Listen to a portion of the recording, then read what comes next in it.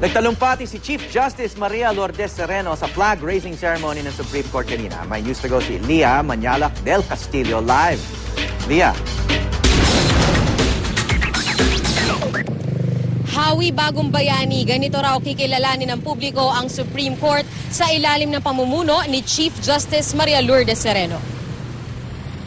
Sa kanyang unang flag-raising ceremony bilang Chief Justice, tiniyak ni Sereno sa mga taga-Korte Suprema na magiging public servant siya sa kanila. Maaari raw siyang lapitan ng mga empleyado para sa kanilang mga daing. Sa ngayon, ayon kay Sereno, sinimulan niya ng makipag-usap sa Department of Budget and Management o DBM para sa budget ng judiciary at mukhang maganda raw ang kakalabasan ng mga usapan.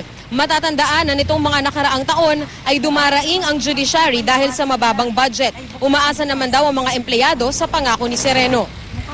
Sabi niya, pagtatanggol niya daw ang judiciary, so masaya din naman kami doon sa sinabi niya.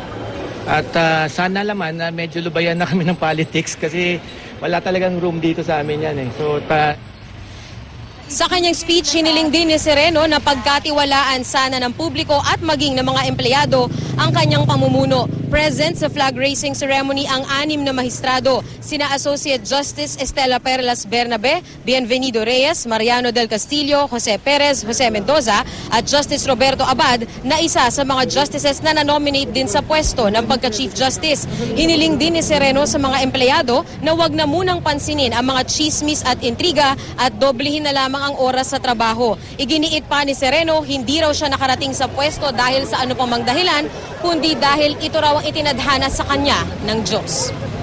Hindi po ito gawa ng tao. Hindi po ito gawa ng kahit sinong political bloc. Hindi po ito produkto ng paglalabi ng business or economic interests. Ngunit ang Diyos na may alam kung anong plano niya para sa ating bayan. Alas 11 naman ngayong umaga, pangungunahan ni Chief Justice Sereno ang unbanked meeting ng Judicial and Bar Council o JBC bilang bagong chairperson nito. Leah Manyalak del Castillo, GMA News.